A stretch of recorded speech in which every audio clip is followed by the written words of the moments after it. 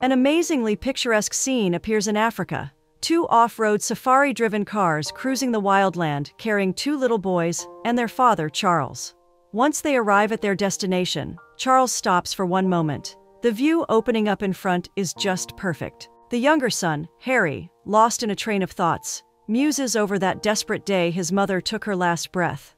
He addresses his father, asking why they had to walk behind the coffin carrying his mother. Charles, with a deep sigh, informs him that it was the most reverent gesture of honor towards their mother. Emotional to the point of being rash, Harry crosses the undergrowth, trying to find a secluded place where he can be all alone.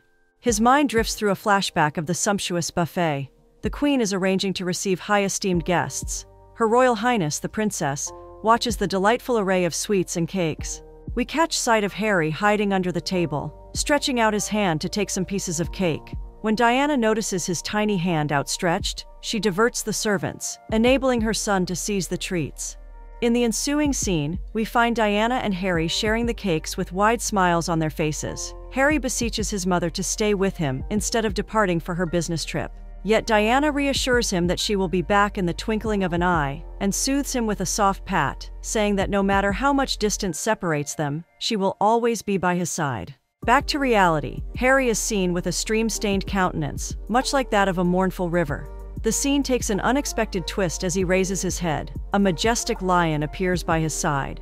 In the meantime, Charles is shown running around frantically searching for his son until, finally, he discovers the lion lying beside him. Charles, armed with a gun, tries to kill the lion, but Harry bats the weapon off target, saving the beast. At this point, the lion departs with steady steps, leaving behind a shocked and awake Harry. The lion's mission is duly accomplished. It had no intention to hurt Harry, only to bring in a message of always living bravely and full of courage and valor, emulating the lion.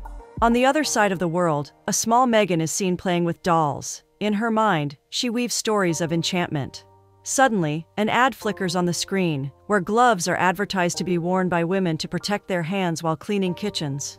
A fire of irritation is set inside Meghan's heart. She turns to her father, who stands at the sink with his hands deep in soapy water, emphasizing that it is unfair that children grow up thinking cleaning is a woman's job. Her wise and supportive father encourages her to take action, for he sees maturity beyond her years and believes that she is able to make a difference, not just for herself, but for the entire world. This encouragement is all Meghan needs as her catalyst. After many years and relentless pursuit of her dreams, we see Meghan finally in front of the camera, poised and professional, acting. In the heart of London, 2016, Prince Harry is seen dancing under the sparkling lights of the club, champagne in hand, with laughter that echoes through the night. The prince's joy is never free from being caught relentlessly by cameras, capturing every move.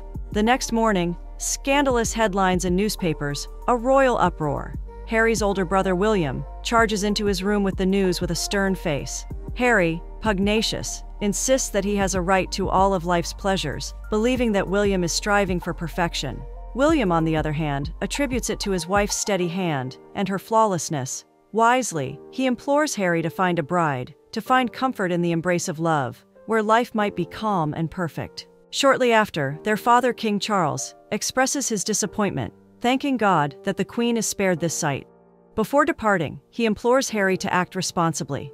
Harry, still remembering his mother's words, conveys that it's okay to be naughty sometimes, but William insists that it is only plausible, as long as he doesn't get caught. Kate approaches Harry, gently urging him to give Cressy a chance, for she believes love could steer him right. However, Harry is skeptical, brushing off the idea, but Kate's words hang there like whispered hope of a future yet in balance. In the next scene, Meghan, clad in a beautiful red dress, is getting ready to leave for London. Her friend Violet von Westenholz is smitten by her beauty. Each dress looks more alluring than the other. Being a nice girl, Meghan offers her an invitation to come along, as she has an extra ticket. Violet avails of such an opportunity and asks Meghan about a blind date, but Meghan, in search of a break, rejects the idea. Yet Violet persists that he is great, rich, and handsome enough to convince Meghan. After their flight, Violet takes Harry down the red carpet of a gala. She tells him of her setup for a blind date. He is at first hesitant, but later agrees to meet the mysterious lady. In the subsequent scene, Meghan is at a posh restaurant, greeted by a cocktail, as she waits anxiously for Harry. Her patience is now wearing thin, and she goes back to her phone to kill time.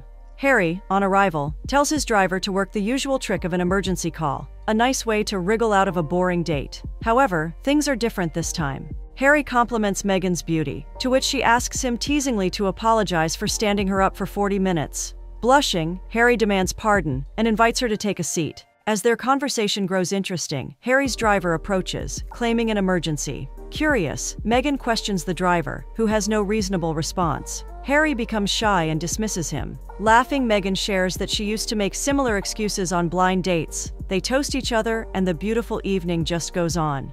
Harry and Meghan share the most unforgettable evening, with their laughter weaving through the room. They turn to tales of childhood, favorite songs, and movies. Harry reflects on military days. Those were times of activity and control, he argues, with a wistful smile, now replaced by the stifling royal life. He admits that his military service was one of the greatest times of his life since he could act decisively and feel in charge, while now he feels trapped inside a bubble of royal instructions. He yearns for an ordinary life, one that is free from continually clicking cameras. Meghan reveals how much she adores the camera, not as a tool for fame, but as a potent means to champion charity and inspire others. She remembers visiting Rwanda, which broke her heart as she saw so much suffering, yet her compassion is unwavering. She witnessed how these people in Rwanda lead such miserable lives and get affected. Thus, she helped them out with food, water, and education. Her sincerity and kindness touch Harry's heart. Their eyes meet, and unsaid words thicken in the air as if they keep bringing them closer and closer until the first light of dawn disrupts the moment. When Meghan is about to leave, Harry asks her to stay a little while longer, but she gently refuses, admitting that she has a busy schedule and joint custody, not of children, but of her dogs.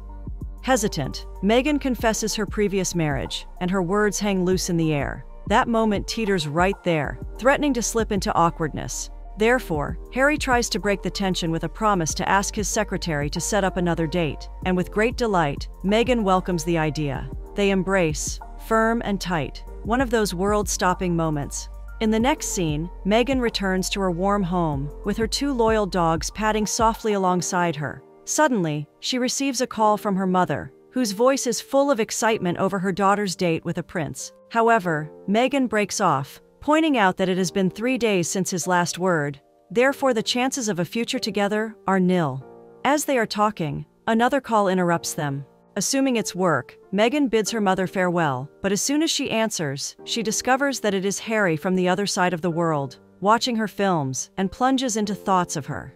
Their voices are strained with excitement and nerves, as Harry asks her if she is free in mid-August, to take her to a place that holds a special meaning for him. In the next shot, Harry and Meghan fly over the African bush in a helicopter, enjoying the breathtaking views.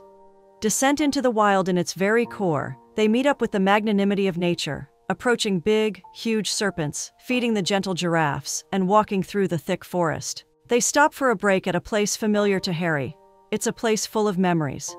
He tells Meghan the touching story about his father's having brought him and his brother there, following their mother's passing. He recalls that a lion had approached him, looked into his eyes, then turned and walked away without harming him.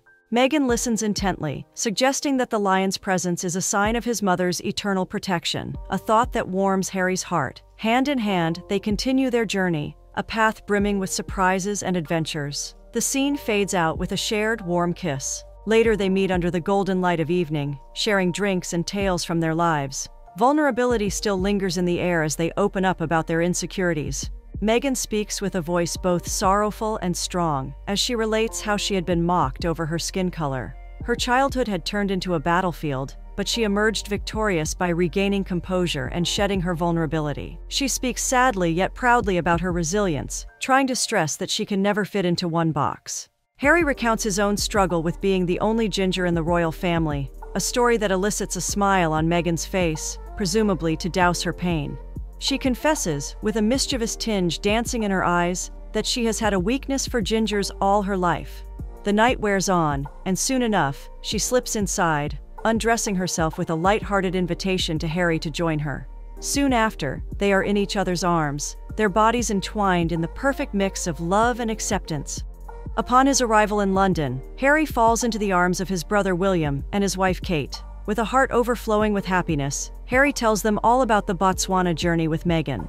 Ever inquisitive, William wonders about her personality, and with eyes on fire with love, Harry tells them that Meghan is perfect, smart, beautiful, and funny.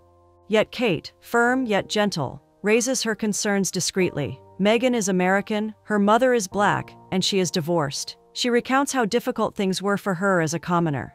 Meanwhile, in Toronto, Meghan sits in her hairstylist's chair, bound by confidentiality. Meghan shares her magical time with Harry, speaking of his charm, kindness, and humor with such affection. Her stylist is taken aback. Something about the way she is talking suggests she is deeply in love. However, Meghan writes it off as a flyby romance, proclaiming her independence. Back in her caravan, Meghan begins reviewing her script as thoughts of Harry distract her. She calls him, appreciative of their special times, but also relays her reservations about long-distance relationships. The call suddenly cuts off when someone knocks at her door. Much to her surprise, Harry is standing there with a bouquet of flowers. Meghan opens her arms and receives Harry with passionate kisses as their love continues to beat the odds. Harry spends a few days with Meghan at her place, weaving memories and getting deep into each other's lives. One night, Meghan returns home from a long and exhausting day to find Harry having fun with her dogs. Acknowledging his high status, Meghan apologizes for keeping him housebound and informs him she has planned a surprise. Her co-workers have organized a costume party, and she invites him to join them. Afraid of getting caught, Meghan reassures him that they won't recognize him.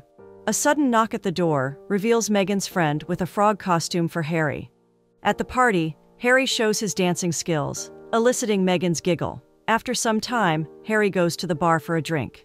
When he removes his costume head, he is soon recognized and teased by a former military man. Meghan joins and wonders about what is happening. Harry relays that he thought Canadians were friendly, but the situation is the opposite. The guy keeps belittling Harry and his family. However, he soon apologizes to Meghan when she takes off her mask, not realizing it is hers.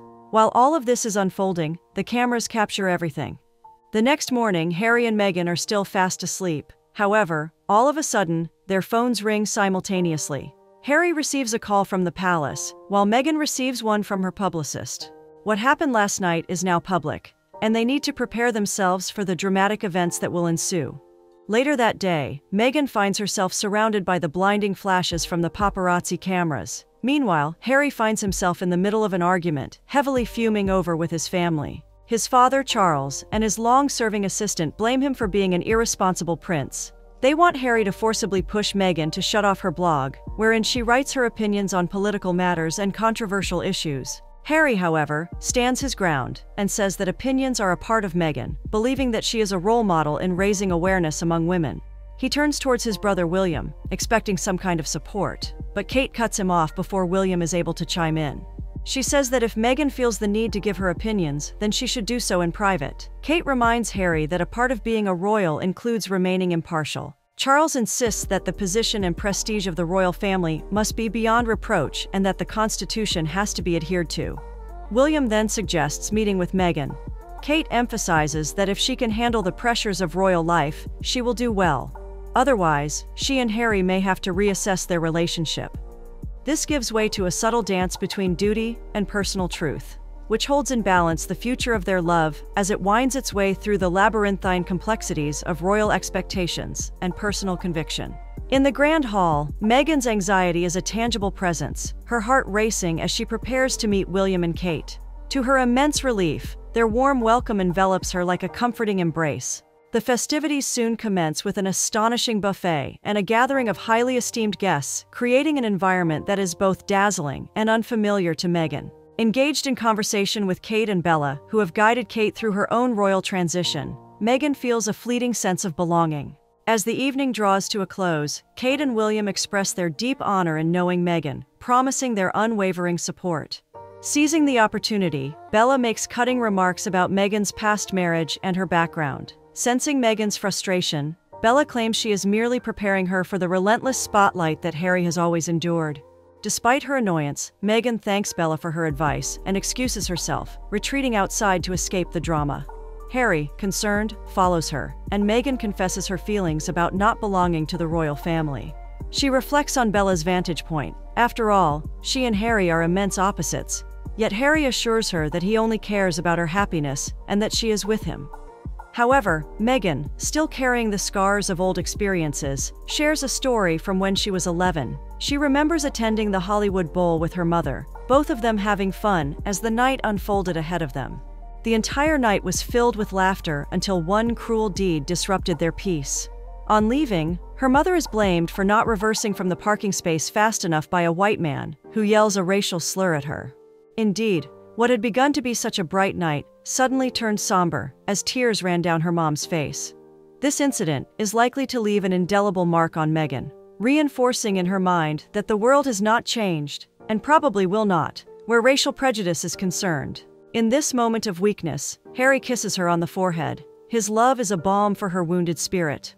Back in the USA, Meghan's mother travels back home, where the relentless paparazzi swarm her car with their flashbulbs and their ceaseless tide of questions concerning her daughter and Harry. They follow her right to her front door. She just dodges them and gets back into her house crying. Her tears speak of the torture she went through. In dire need of some solace, she calls Meghan. Her voice is shaking with fatigue and fear. But even Meghan is captive to chaos. Camped outside her house, a siege of flashing lights and cacophonous demands, reporters and journalists besiege her everywhere. In the following morning in the royal palace, Harry gets up worn out to read some of the fabricated stories haunting the tabloids. He is not going to take it anymore. He wants an official statement. The paper reaches the king, Charles, who refuses to make it official. Angry, Harry warns that he'll tweet it himself and leaves in anger. Therefore, William and Kate urge the king to publish it and avoid being a stone in the path of his son's happiness. Finally, the king agrees to publish the statement. The phone call from Meghan's father emphasizes the bubble that she lives in, which changes her very being. However, Meghan dismisses his thoughts, assuring that she is the same person he raised. Soon, she sits next to her mother. Her heart is heavy with many unspoken fears.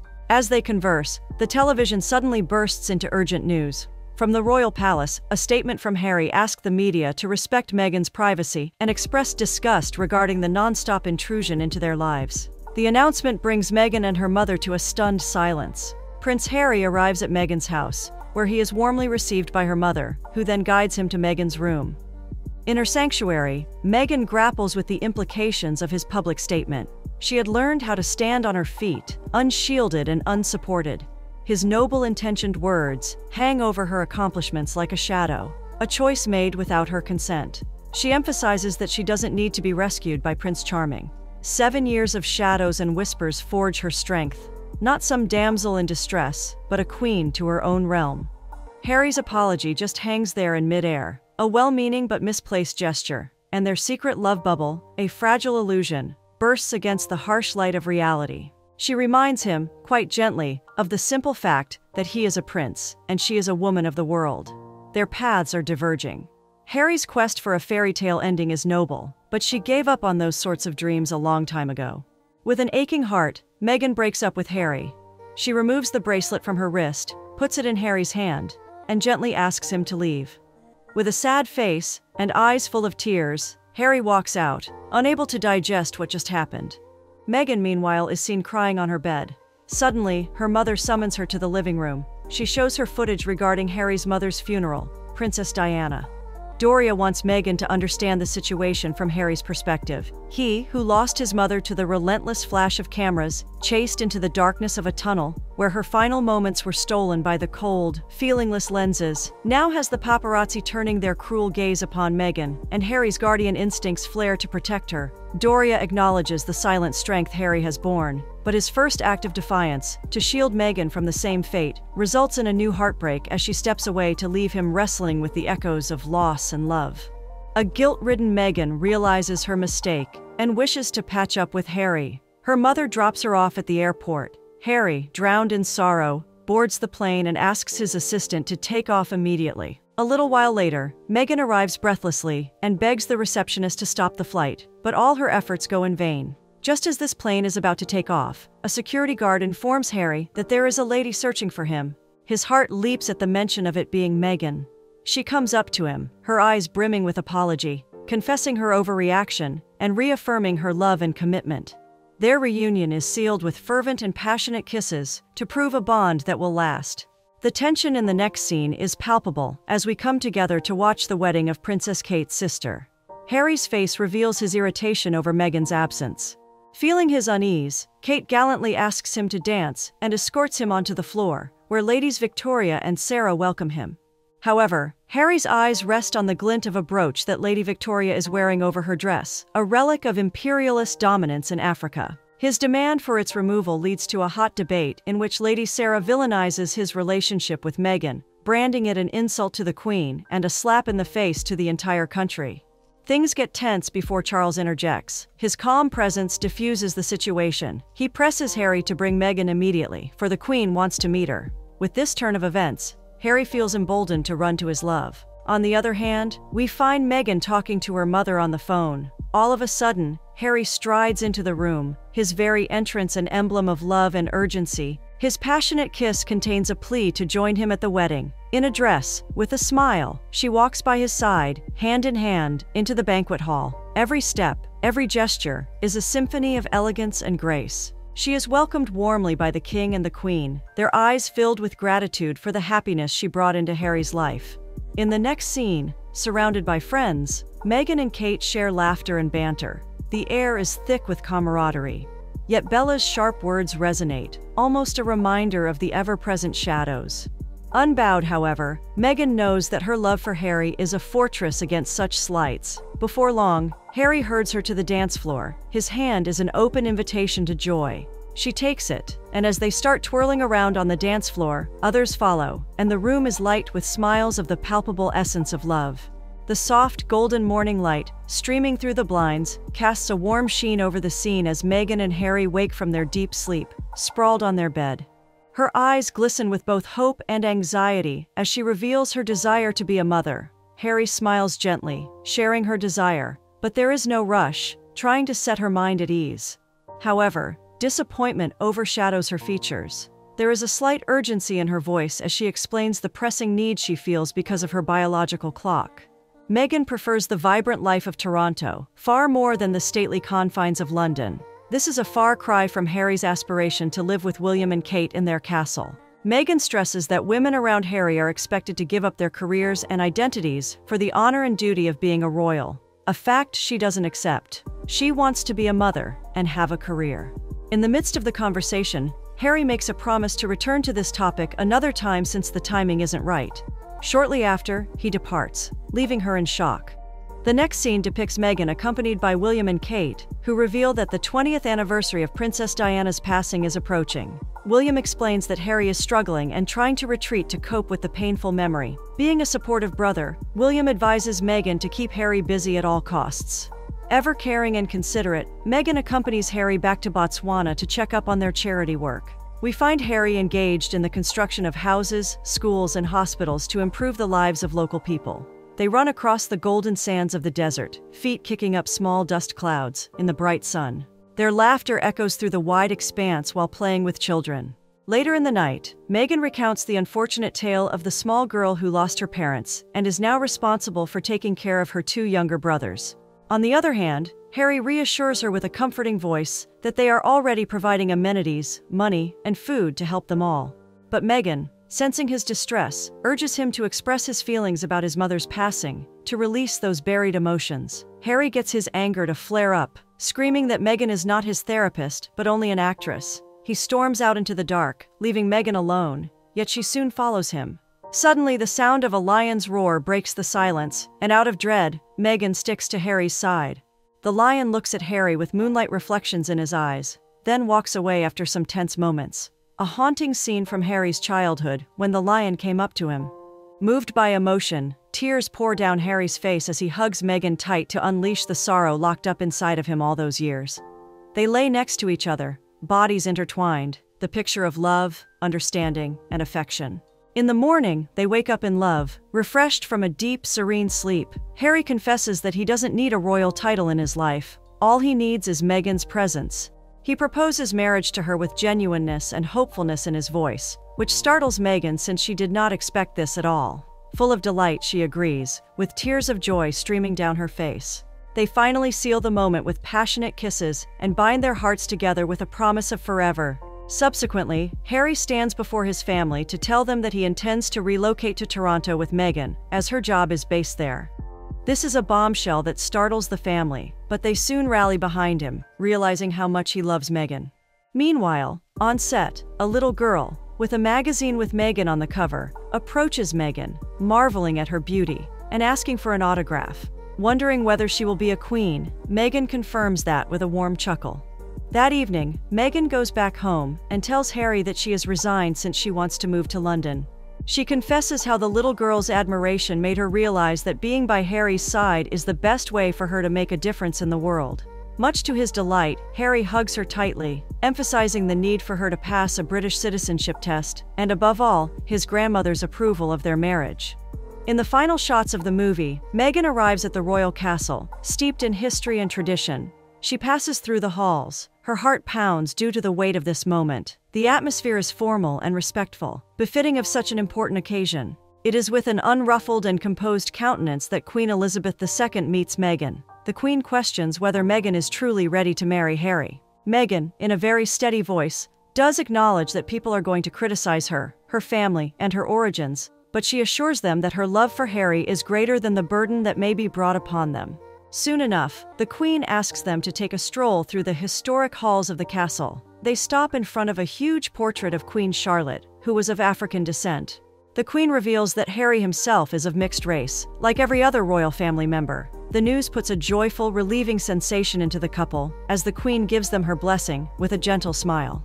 Later, inside the warm house, Meghan is shown to be cooking when Harry surprises her with a very ornate heritage ring. In a soft voice, Harry asks Meghan to accompany him through the rest of his life. The scene seals off with a passionate kiss, as if the future will bring all love, comprehension, and strength to stand as one through all trials.